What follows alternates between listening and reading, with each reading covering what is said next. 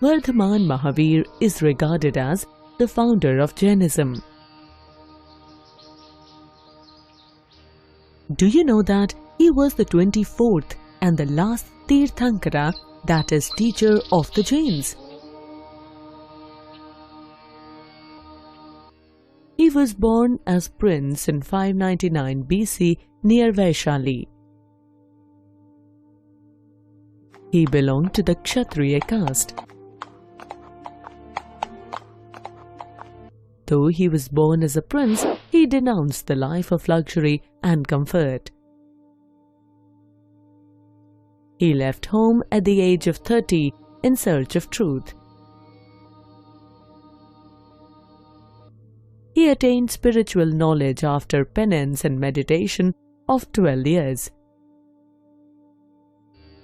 After this, he became a Jinna, which means conqueror of self.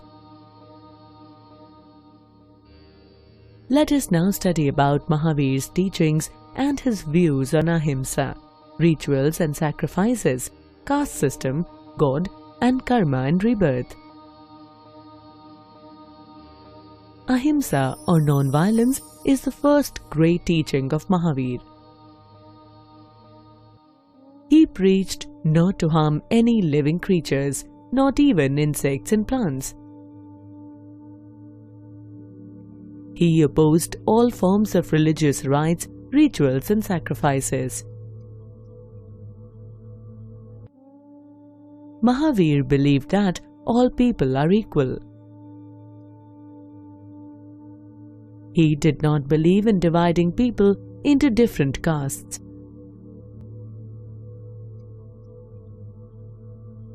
Mahavir did not believe in existence of God. He was of the view that God was not the creator of the universe. Regarding karma and rebirth, Mahavir believed that a person's soul would be reborn again and again due to his or her karma or actions.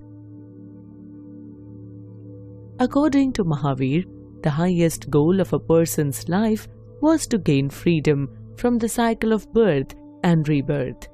One can do this by attaining moksha. And moksha could only be attained by following three ratna or three jewels, which are right knowledge, right belief, and right conduct. Therefore, we have seen what Mahavir preached. His philosophy and teachings came to be known as Jainism, and his followers are called Jains. The religious literature of the Jains is found in the Purvas and Angas. Siddhartha was the son of the chief of the Sakya clan. He was born amidst great luxury and wealth. One day, as he was taking a tour of his kingdom, he saw an old man, a sick man. A dead body,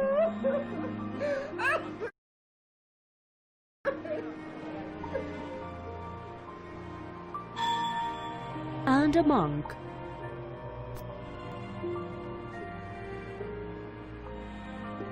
Finding that death and decay of the human body was inevitable, Siddhartha left his palace to seek his own truth.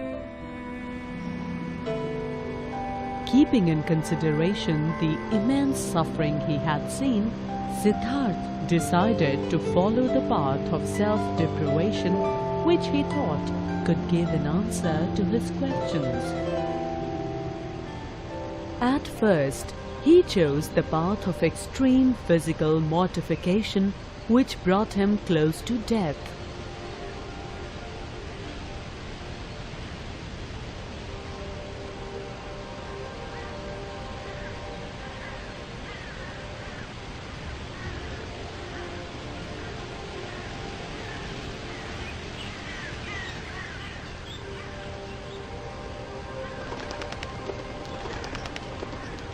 Realizing that the extreme mortification did not help him in finding the truth, he took the path of meditation and finally attained enlightenment.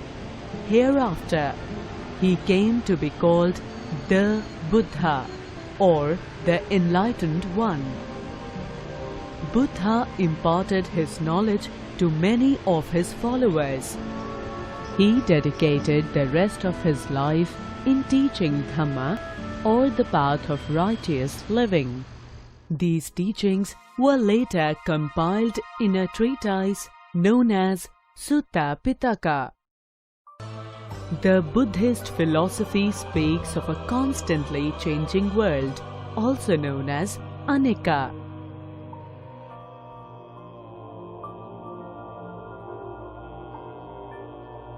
The philosophy states that this changing world does not have any soul, which is termed as anatta.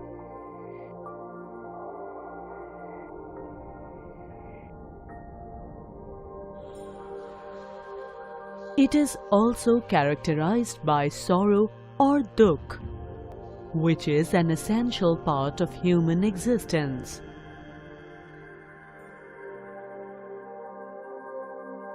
Buddha said that social world was constructed by humans.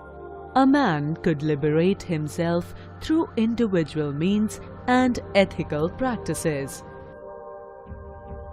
The best way to accomplish liberation was by following the middle path and avoiding all extremities. The Eightfold Path recommended for everyone comprised right belief, right aspiration, right speech, right conduct, right livelihood, right effort, right mindfulness, right meditation.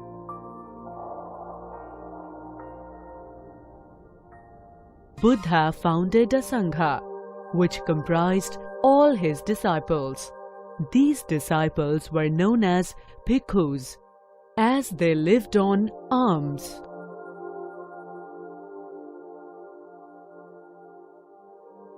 At first, only men were allowed to join the Buddhist Sangha. Later on, women were also allowed. Mahapajapati Gautami, who was Buddha's foster mother, became the first female bhikkhuni. There was no social discrimination within the Sangha on the basis of caste or creed. Moreover, all decisions were taken as per the consensus derived through a vote. The Buddha thus not only changed the way people perceived spirituality and religion, but also brought about many changes at a social level. These teachings continue to inspire people in this present-day world.